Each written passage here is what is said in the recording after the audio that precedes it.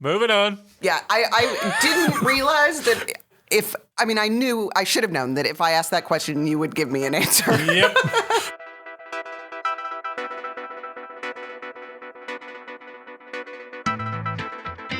Welcome once again to Free Associations from the Boston University School of Public Health, the Public Health and Medical Journal Club podcast for anyone who is as confused by the latest health study as I am by how to wrap text around a picture in Microsoft Word and then have the formatting still work out. Do you guys experience this problem when you're working on a grant and you want to put a picture into your grant, a figure of some kind, and then you wrap the text around it, and then you edit the document, and suddenly the picture ends up 3 pages away from where it originally was, and you move it back, and then all of the text starts to jump around? Yes. Why does this happen? And how is there not an easy solution to this? Listeners, if you have a better solution to this, please let me know. I mean, you put everything in as PDFs. That's rule number 1. And then you use the wrap function for square option, but still it does that. It still does this when weird anything thing. that's like close to the bottom or the top of the page is going to time warp all around the document in random ways. It's really annoying. Agreed. I don't know the answer. Anyway, I am Matt Fox from the Departments of Epidemiology and Global Health, and I'm here with Chris Grill from the Department. Grill, you said grill, but fine. Chris Grill. Are you not Chris Grill? Gil, sorry, I forgot. It's okay. It's been a while. You just keep asking me all those questions. From the it happens that way. Department of Global Health, not the Departments of Global Health. Say hello, Chris. So true. Say so hello. true. Yes, we're singular there. Say hello, Chris. It's a singularity. Say hello, Chris. It is the black hole of the School of Public Health. Say hello, Chris. No light or learning can escape from our gravity. Say hello, Chris. Hello, Matt. And Dr. Jennifer Ryder from the Department of Epidemiology. No hope for those who go there. Hello, Matt. You know what? Let's keep going. Why don't you and I just do this podcast? Okay. We're going to talk about Ebola today. Yeah. Did you notice that on the episodes where Chris wasn't here, the episodes were like 25 minutes shorter? They were a lot shorter. We're totally focused. Nailed all the key quantity, points. what are you guys saying? What are you saying here? You have both. It's not an either or. As a reminder, go on over to the Population Health Exchange website. And I have not done a plug in a while for a review. I haven't looked to see if we have any new reviews. Nick, do we have any new reviews? Nick is shaking his head. No, and sadly, we should just go back to the old ones. We liked those. Or we could just write our own. Yeah. I'm thinking so pragmatic. Those would be really good. No, but I think we should give a shout out to our Canadian fans. Yes. Do we have any? We have Canadian fans. We do. Explain. But you're from Canada. No. Aren't you from Canada? No. Why did you think I was Canadian? I thought you were from Manitoba. No? Why? Wow. No, I am from the Midwest, but of the U.S. Oh. Yeah. Okay, so explain. Which Midwest? Are there more than one? I grew up outside of Chicago. Okay. Anyway. That's really LA on the lake. You don't check Twitter, Chris, so you may have missed that. But we received a very nice Twitter compliment.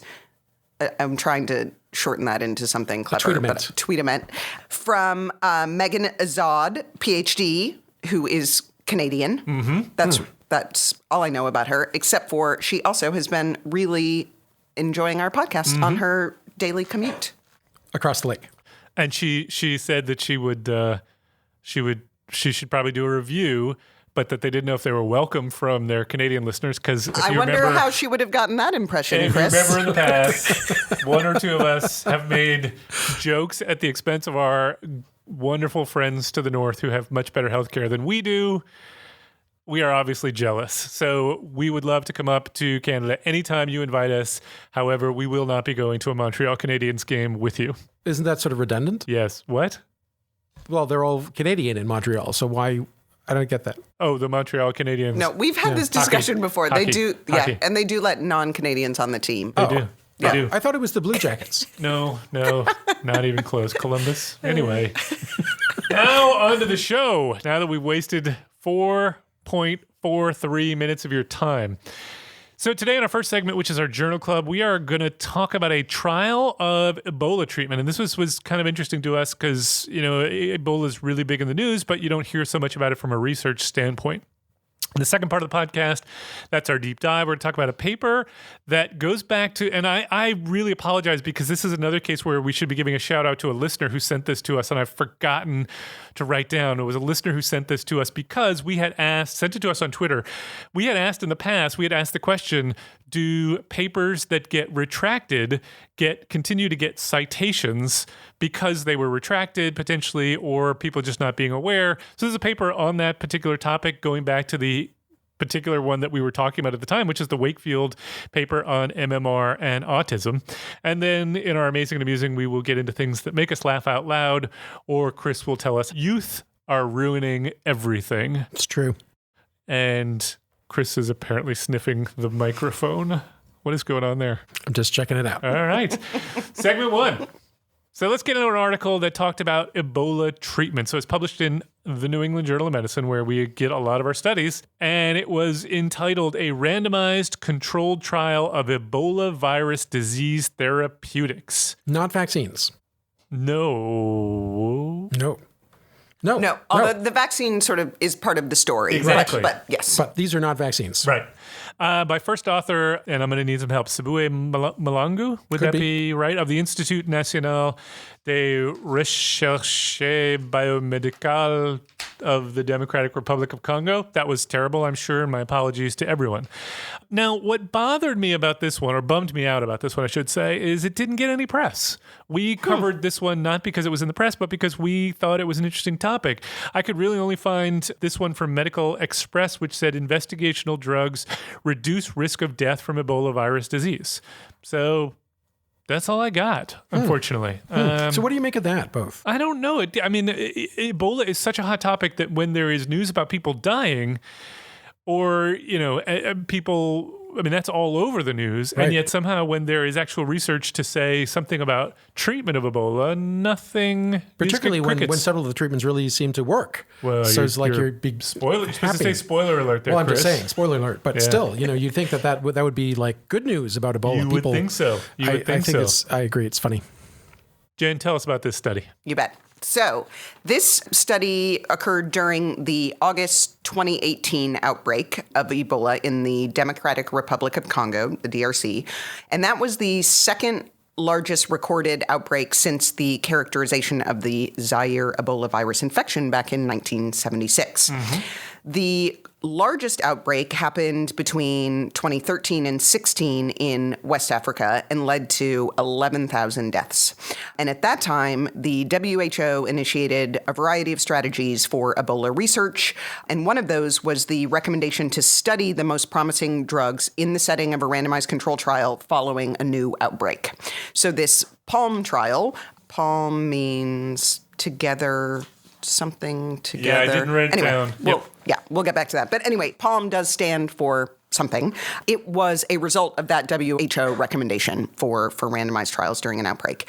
So the study was initiated in 2018. It was comparing ZMapp, which they actually refer to as the control, which is a triple monoclonal antibody agent, another treatment called remdesivir, which is a nucleotide analog RNA polymerase inhibitor, MAB 114, which is a single human monoclonal antibody derived from an Ebola survivor. Okay. And then finally, The best one?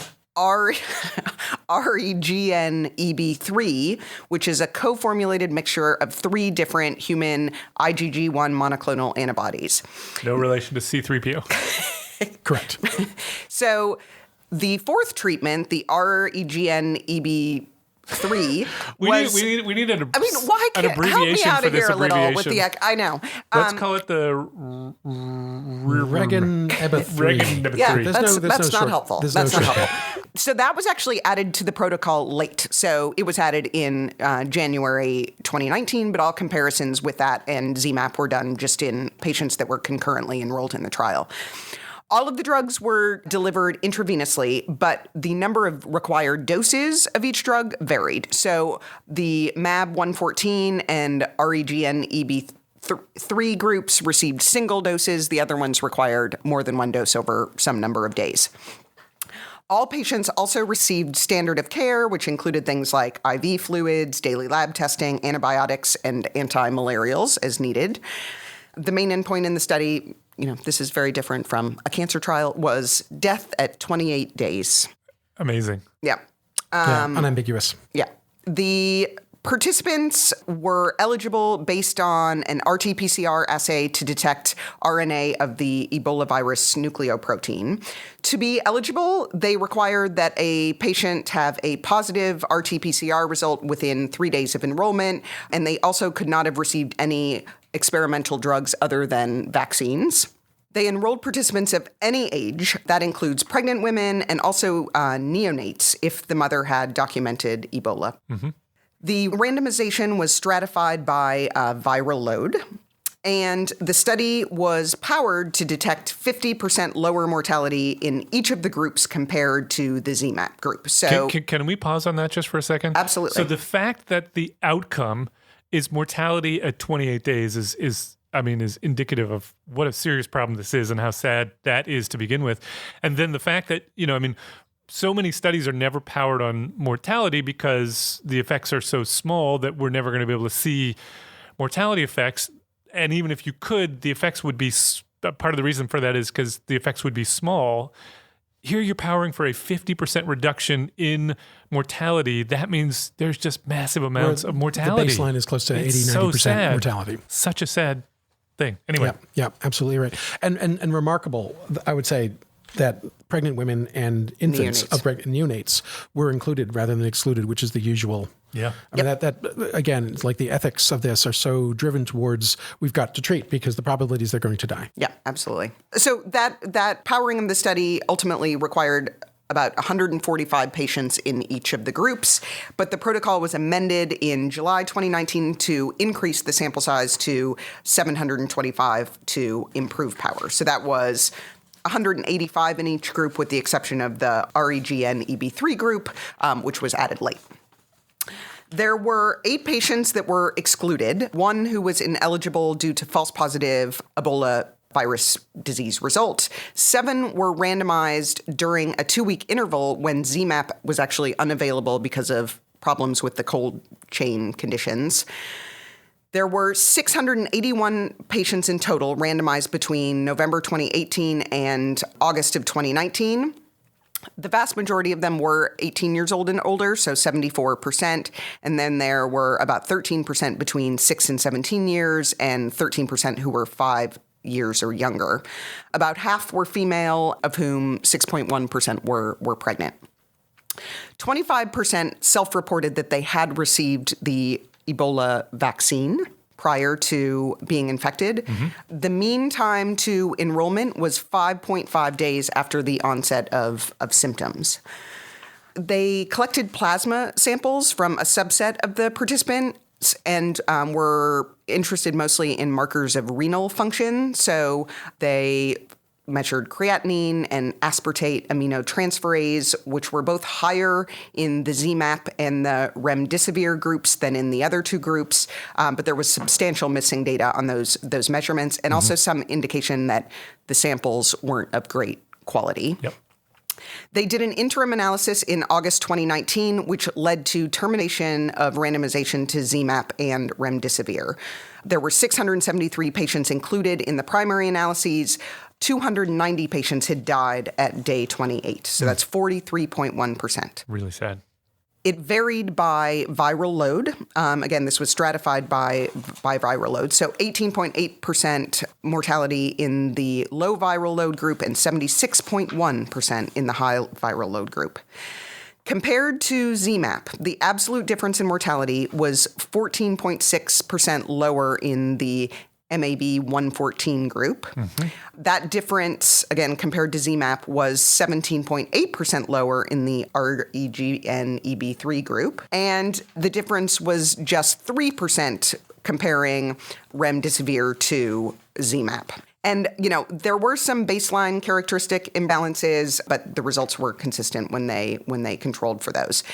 The other interesting thing is that the time to a first negative result on RT-PCR was substantially shorter in both the MAB 114 groups and the REGN groups. So 16 days and 15 days compared to ZMAP, which was 27 days to the first negative result.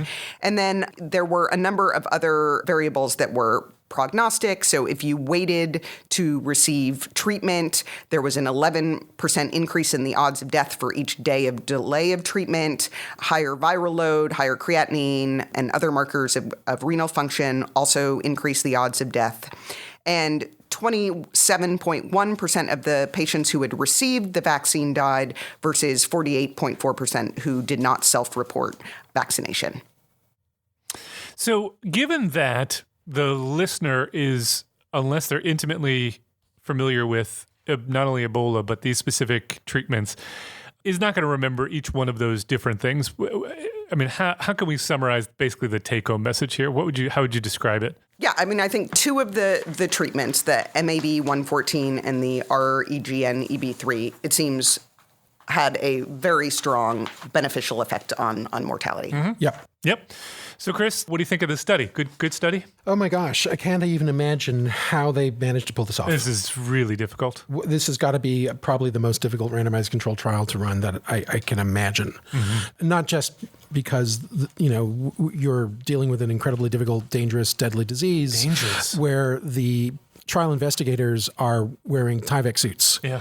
And, in scorching hot, humid weather. And just, it's so difficult to just do the procedures, to get the bloods, to follow the patients, to measure these values, and to do all of that without inadvertently exposing yourself to Ebola and dying yourself. We said that this was in the Democratic Republic of Congo, right? Okay, I just making sure yes. we, And on top we, of we that, leave that out. It's in the middle of this literal war zone where, in the same areas that they're doing this trial, Ebola vaccine teams are being murdered by the local population because of fears of, basically conspiracy theories that are being spread around by dissident groups. So, all of the odds of them being able to pull off the trial were there, and yet they still did really a pretty spectacular job. This is a pristine trial. 98% of the participants received treatment according to protocol, despite all of those which of course barriers. Is facilitated by the fact that they're in these Ebola treatment centers where they cannot leave because they've been quarantined. So it's awkward to say this way, but they are a captive population, so they don't have to worry about loss to follow-up because they can't leave. But it also yields a very, very precise answer to a very important question. And as Jen was saying, the answer is absolutely unequivocal. The REGN3, EB3, and the MAB 114 reduce mortality by half. And so Ebola is not quite the death sentence that it could have been. Though still, let's be honest, 24% mortality is pretty still shockingly high. Well, absolutely. And the reductions here are large, but you're working off of a big baseline. So, we often talk about the difference, presenting things as risk differences versus relative risks. And here, the risk different blows away the relative risk. Well, and either one. I mean, often the problem that we experiences, we're talking about low probability events, heart attacks in 25-year-olds or AFib in 25-year-olds is low. And so a relative risk of 25% sounds impressive, but may actually be off of a tiny base. Here, you're talking about a very high percentage event. And so a 50% relative reduction, would be a huge reduction. So these are big. Any chance, though, that these effect sizes may be overstated? And I say that for a couple of reasons. Number one, of course, is just the simple fact that it's trial conditions. As Chris points out, the trial conditions are not great, but they are at least being, run like a trial, and so you might have slightly better implementation. But I'm not so worried about that. But also just, in general, we tend to find that when we're doing interim analyses and we find large differences between groups such that we'd want to stop the trial early, those tend to overstate things, that things tend to come back to. Not that this isn't going to be hugely important, even if it's only a 25% reduction, but I do wonder if the benefits are quite as large as what they found in this trial. Well, I mean, I think the what is this? The remdesivir arm is at a structural disadvantage because it's a daily infusion of this drug.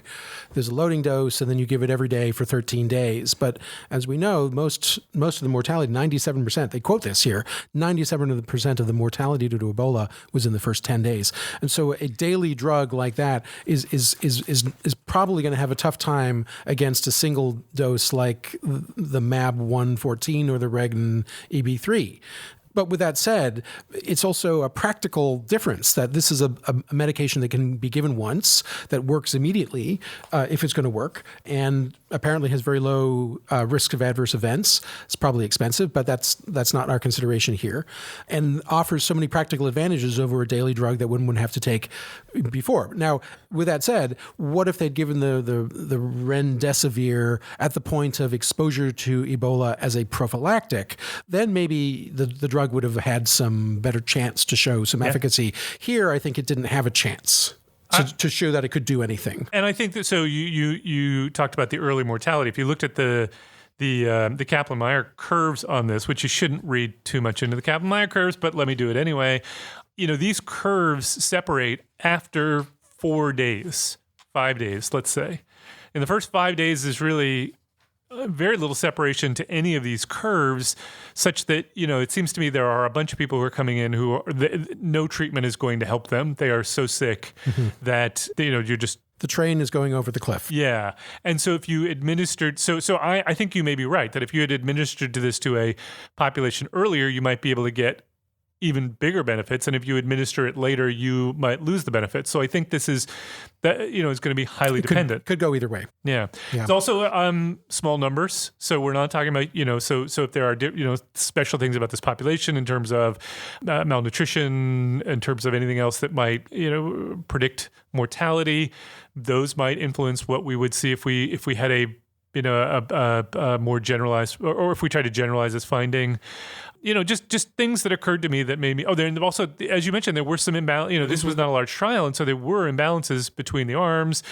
Does that matter? I mean, that is not necessarily, but it if there were things that were highly prognostic of the outcome, then maybe. Mm-hmm. Yeah, I mean, there were some imbalances in the patients who died after enrollment, but before they could receive treatment, that definitely favored MAB 114 and the REGN groups. The sickest patients in those groups died before they could be treated. And you're right. And, because it's a smaller trial, you have to factor that in.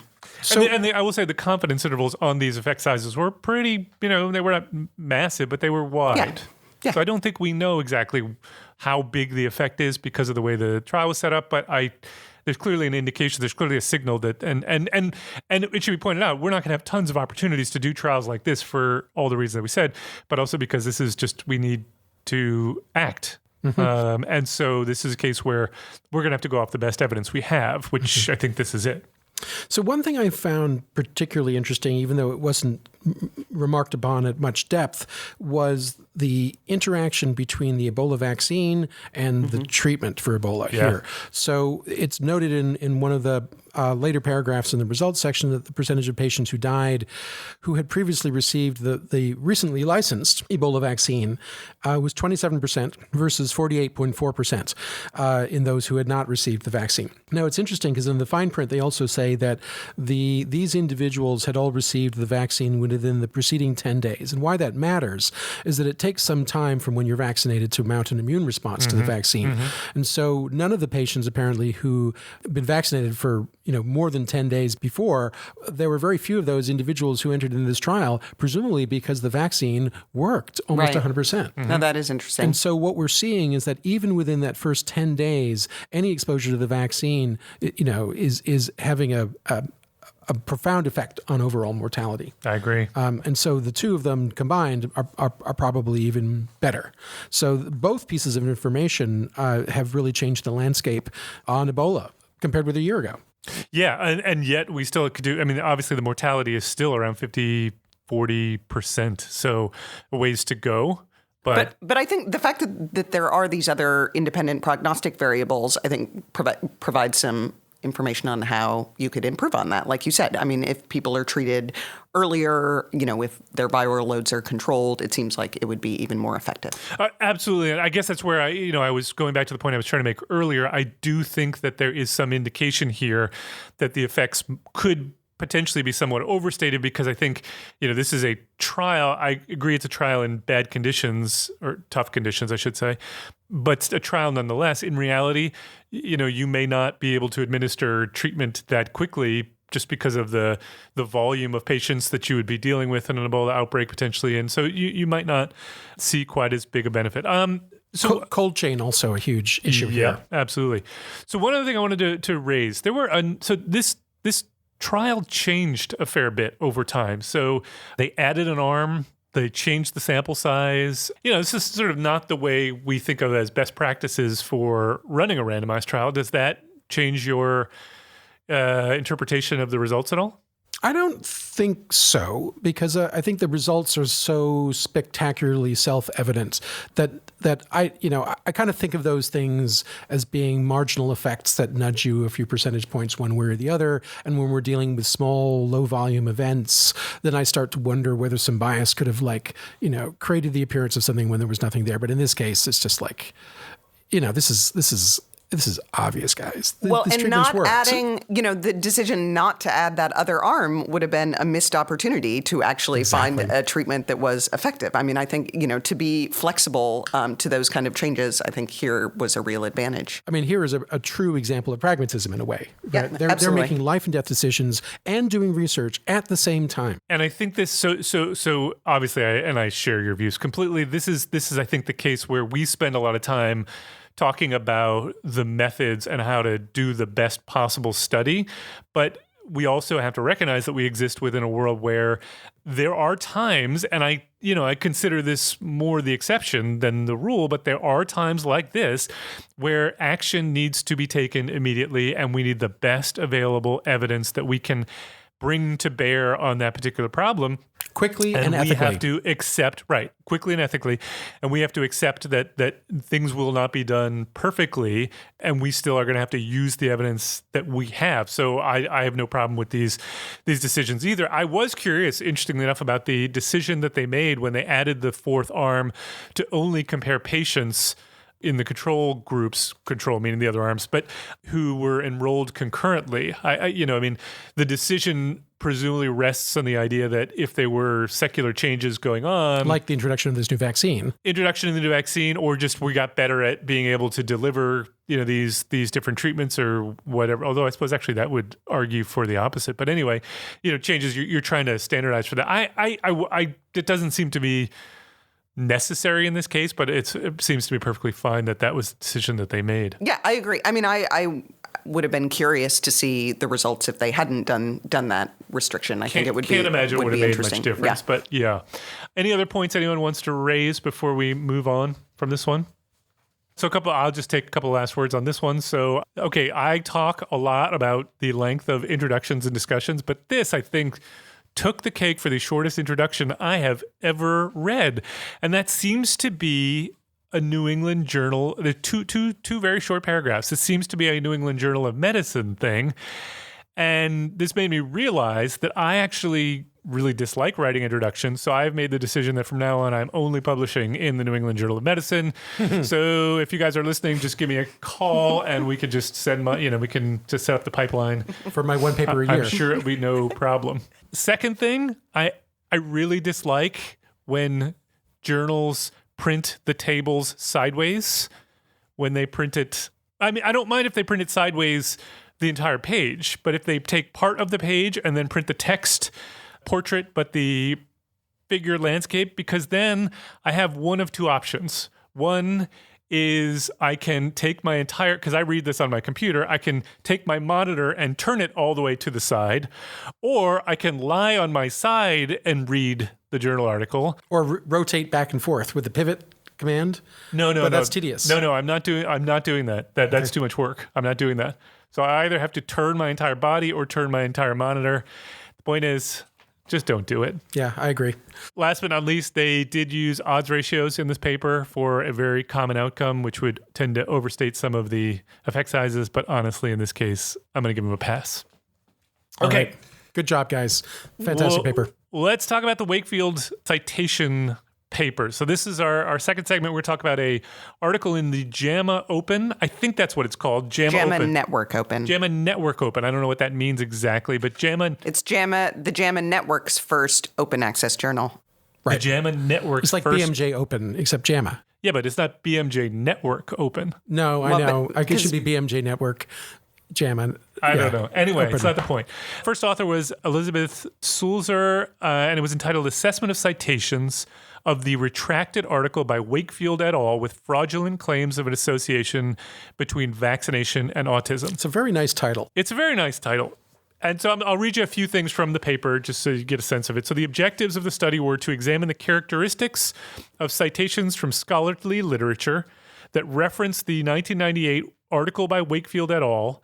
To investigate whether the authors are accurately citing retracted references. So this is a paper that we actually discussed on this podcast many moons ago about the article, the fraudulent article by Andrew Wakefield, that claimed to have found a link between MMR, vaccination, and autism. So it was a cross-sectional bibliographic analysis of the scholarly publications that cited the 1999 paper. They scraped them from Web of Science through March 2019. And among the 1,153 citing works, the most common citation characteristics were negative, so that was 72.7%, followed by perfunctory, 9.2%, and affirmative, 8.2%. And you should define those. So negative would mean they were saying something negative about this retracted paper. Perfunctory meaning they didn't really say much at all. And the affirmative, the small proportion, were studies that were citing this as if it was good science, even though the paper has been evidence retracted. Supporting their own hypotheses. Exactly. A total of 123 of 322 citing works, so 38.2%, published between 2005 and 2010, documented that there was a partial retraction of the study. After the notice of retraction was published in 2010, so the full retraction, the percentage of citing works that documented the partial retraction and or notice of retraction between 2011 and 2018 increased to 71.2%. So since the publication of the retraction, authors have mostly negated the findings, but a significant number of authors did not document the retraction, and this suggests that we need more improvements in what we do about retracted articles that still get cited. Right, and we have to be really specific here because they did not document the retraction in the way they cited the Wakefield paper. So, like, for example, the author could have said in the now thoroughly discredited Wakefield analysis, reference 32, Andrew Wakefield falsely claimed blah, blah, blah, but this has now been shown to be categorically untrue, period. Mm-hmm. But in the bibliography that when you go down to reference 34, it might not say they're retracted. So technically, that would be an example of a failure to cite the retraction in your bibliography. Well, I'm curious. Yeah, no, fair enough. I'm curious to know. Oh, sorry. Did you have more to that point? Well, I did actually, because I was struck by this point, and I was thinking, it's like, I wonder if I have ever made that mistake, because I suspect I have cited Wakefield's paper once or twice, yes. and always in the context of cited, saying that he's a villain, right, and that this is terrible. But I don't know that I have ever paid any attention to what EndNote does. So last night, I went on to my EndNote manager and I pulled up Andrew Wakefield Lancet 1998 and I plunked it into a paper, and EndNote does not add that. Well, you would have to pull the citation for the. So if you got the citation now, presumably it would probably. You get the retracted one. No. That's what I'm saying. Is like when I went onto the web, when I went onto PubMed and searched for Wakefield, and then tried to insert it into my document, it comes off of PubMed without any mention on the EndNote template. So EndNote brings in this sort of they talk about this in the article and how your reference managers vary a lot in terms of how they handle retractions, and so how it seems like Web of Science is kind of one step ahead of this, and it's like all over the place that this article has been retracted. Even if it's already in your library of citations. But if you're a user of EndNote, you may not, this one was highly publicized and you would need to be like More living careful. under a rock to not know that that paper was retracted. But there are others that maybe are less obvious and you wouldn't know if you just refer back to a citation that you previously put in your library. Into the text and you're saying the retracted article by Wakefield et al., which said falsely blah, blah, blah, blah. But then the bibliography, you would, in EndNote, you would actually have to go in, pull up that reference, edit the reference manually to say retracted. Right. And then save it, and then you could cite it, and it'll show up in the bibliography that way. But if you don't take that extra step, if you just take it off the web, which was what we reflexively do because it's the obvious, easy thing to do, you're looking for abstracts, you say, that's the one I want, plunk, click, in, next. You know, you're just moving forward, trying to get your references in. You're not really thinking about that. 100% It doesn't even agree. occur to me 100% that would be an issue. So I felt like probably they may be overstating things a little bit because there's a technological back end to this that is subtle. Well, here's the question. Do retracted publications need to be cited at all? Could we, I mean, is there a need to actually say, you know, the retracted paper by Wakefield citation? Can we just refer to the retracted paper by Wakefield? Punish them by refusing, like... I don't even think it's punishment. I just think, why are we citing... named? Do we need to cite a paper that has been retracted? Can't we just talk about it in... sort of in general? Yeah, it does confuse what a citation is, right? I mean, we typically view that as praise, right? Like more citations is a good thing, and certainly the H-index and absolutely these measures. Wakefield is kicking my butt on his citation. Yeah, you should index. Yes, absolutely. He's been cited 1,100 times. This guy's off the chart with his paper. It's one of the most highly cited papers in history. Wait, 1,100 is not 11,000? Did you say? No, this paper has been cited. The Wakefield paper. Not Wakefield, but the Wakefield paper is one of the most highly cited papers in history. That's what they say. Yes. Okay. That would have to be more than 1,000. But anyway, not important at the moment. But I think, Jen, your point is... Here's the statistic. So, on the Web of Science, as of 2014, there were 58 million references in Web of Science's database.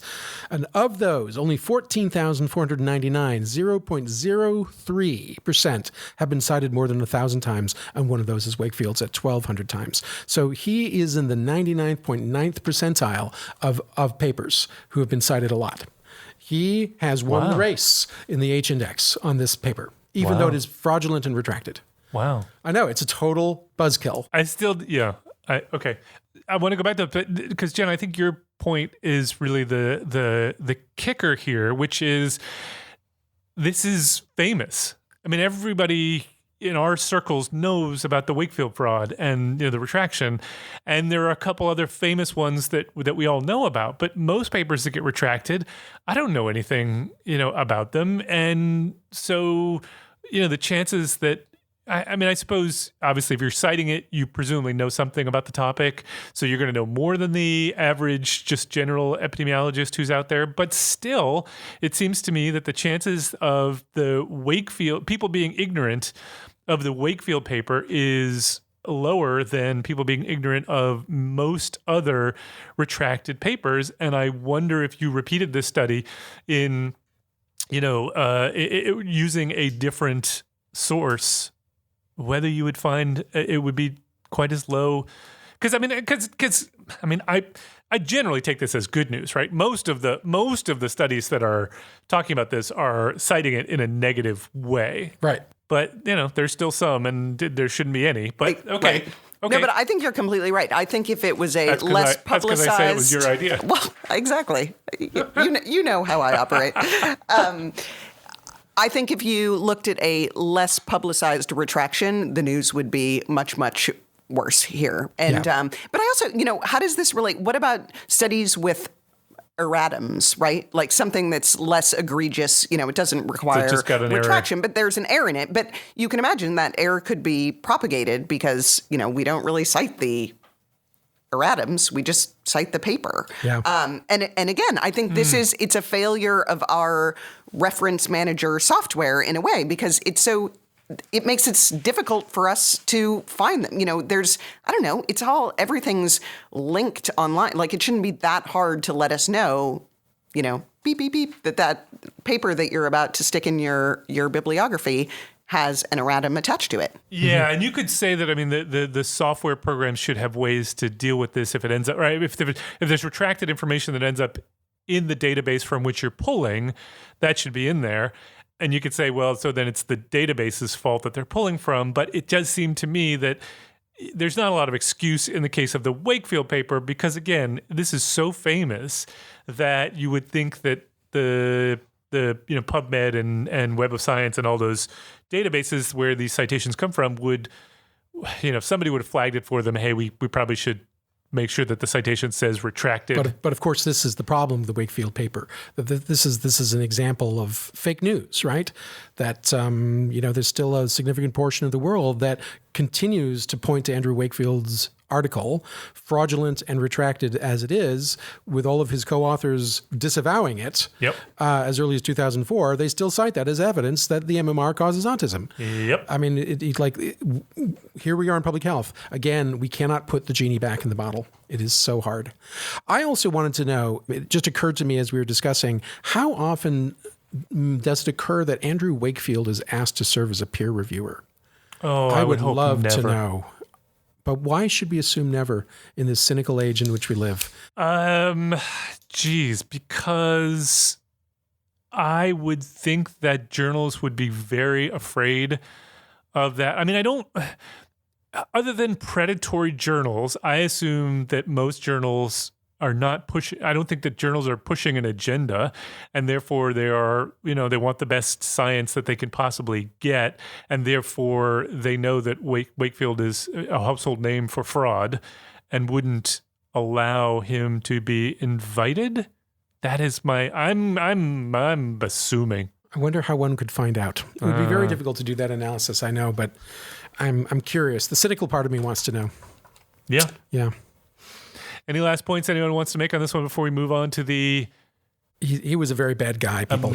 Yes, but I want to say a huge shout out to the listener, and I'm so sorry that I forgot who it was who sent us this, because I would not have come across this on my own, and it is the answer to the question that we asked on this podcast many moons ago, and it was nice that somebody was A, listening, B, looking into these questions, and C, had the foresight and energy to actually send it to us. So thank you to our amazing listeners as we move into the amazing and amusing. Okay, I'm gonna go first this time for the amazing and amusing, because mine this time is it's a quiz for you guys.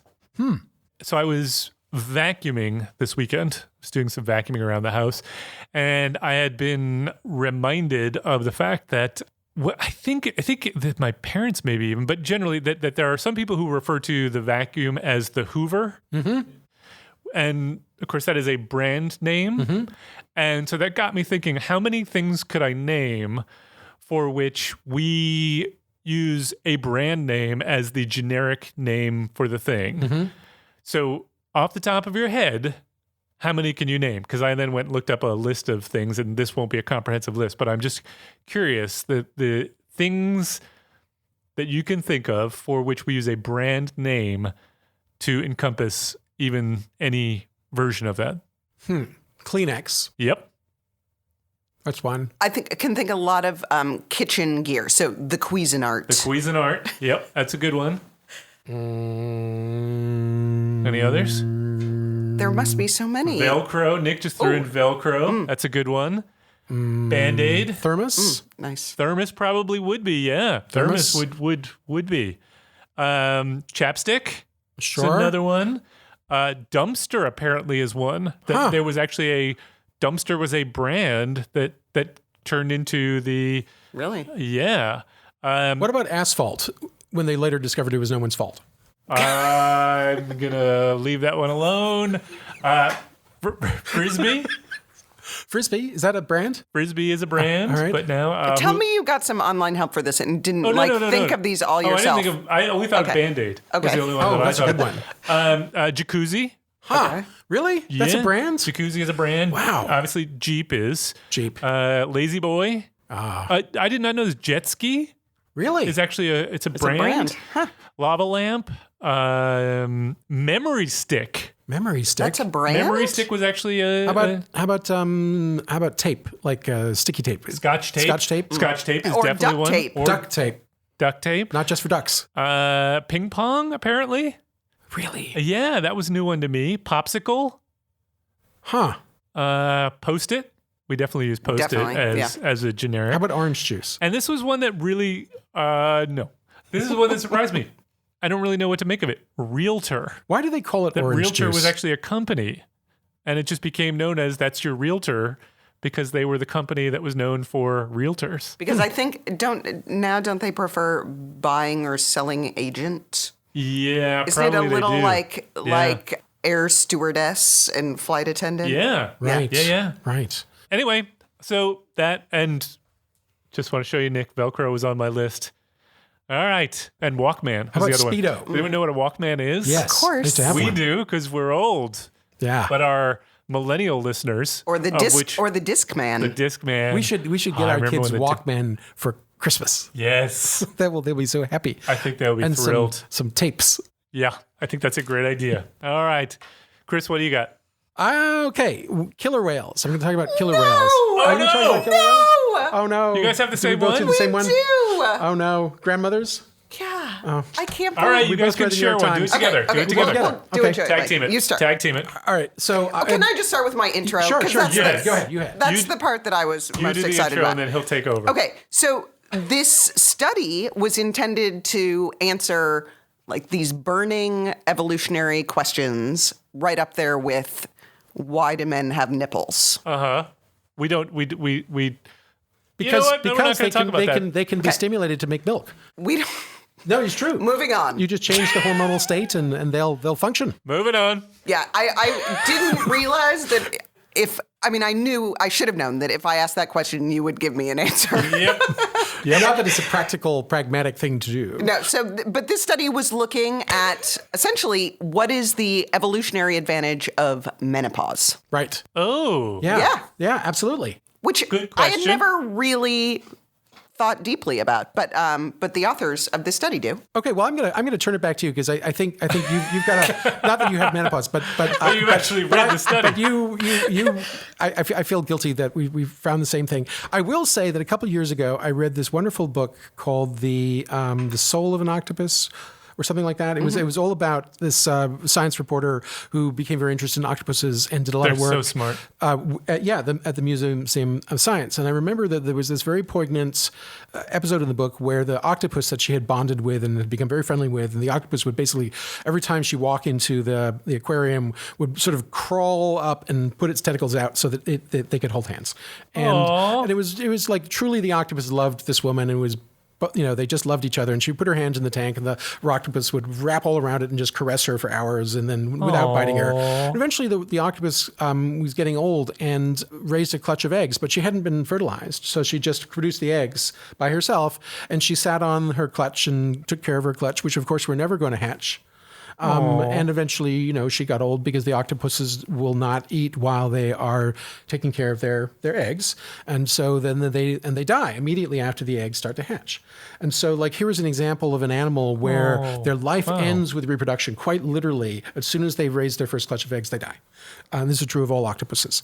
And so when I saw the orca article, I was like, wow, here is the exact opposite. So I'm going to pass it back to you, Jen, but I found this really touching, this article. No, but that is a great introduction because actually most mammals, at least it turns out, have this declining ability to reproduce with age that aligns right along with, decreased survival with age, right? Like those things typically go hand in hand with only a few exceptions. Humans, short-finned pilot whales, belugas, narwhals, and killer whales.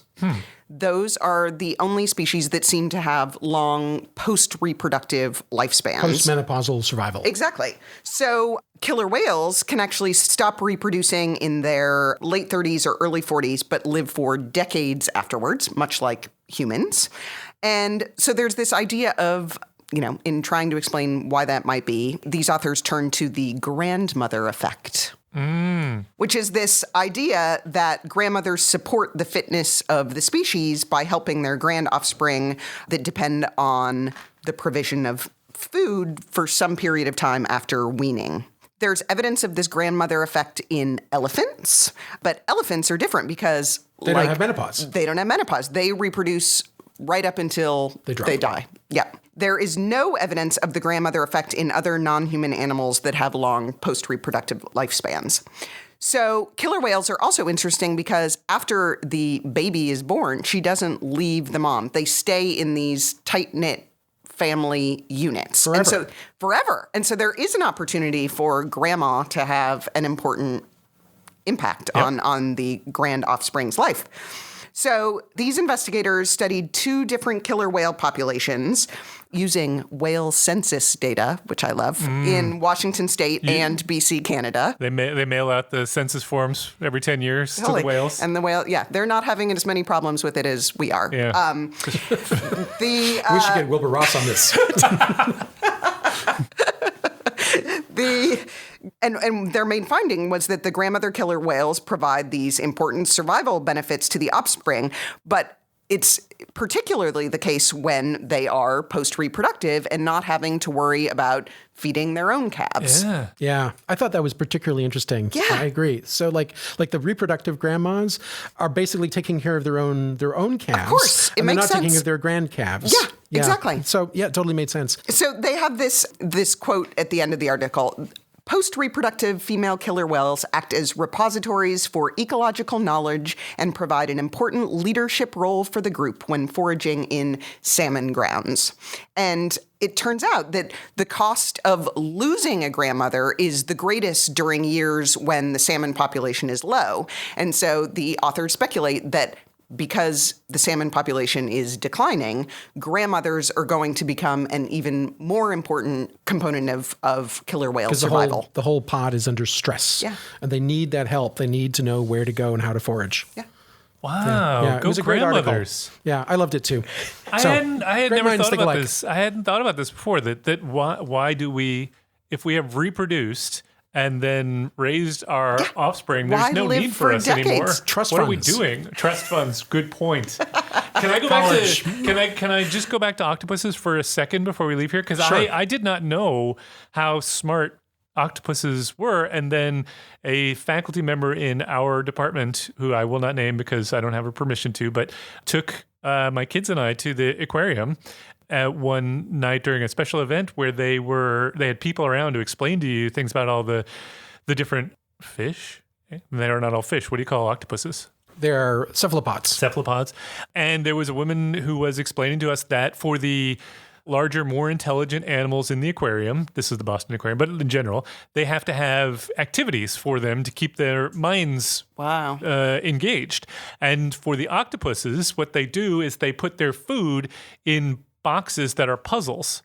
And the octopus has to then figure out how to get its food out of this box. And they said to us that they struggle to come up with puzzles to outsmart the octopus that are hard enough for the octopus to be challenged, that the octopus can figure these things out in no time at all. I just thought that was so cool. I agree. And if I could add to the anecdote from that wonderful book again, which you really should read, it's beautifully written and it's touching, but they had this story about this octopus that was sharing a room for some time with another tank that had some fish in it. And so one morning, they come in and the fish are all gone from the other tank and the octopus is in its tank and the lid is closed. And they're just like, so clearly what had happened is the octopus had opened the lid, left its tank, crawled across the floor into the other tank, eaten all the fish, closed the lid, went back across the floor, back into its tank, and closed the lid to make it look like it wasn't me. Nothing had happened. It wasn't me. I don't know. Where'd those fish go? Hey, I've been here the whole time. I'm not smart enough to get over there. I'm a fish. How could I get over there? But there was water all over the floor, so it was clear that the octopus had done this. I feel like this is a scene in Finding Nemo or something, or Finding Dory, right? Isn't there something with an octopus? I think there is. Yeah. Getting out of the. Maybe it was based on this story. They're very smart animals. They are so smart. All right, well, that is the end of our program. So if you got any feedback on this or any other episode, you can tweet us at @PopHealthyX, or you can tweet me at @ProfMattFox, or Chris at @ID.Gill, or Jen at Jennifer R. Ryder. Or you can find us on the Population Health Exchange website at www.pophealthex.org. We want to thank Leslie Talalian, Director of Lifelong Learning at the BU School of Public Health, for supporting the podcast, and Nick Guler for sound, editing, and having the best beard in the business. Thank you for joining us. Happy holidays. Happy holidays. We enjoyed it. We hope you download our next episode.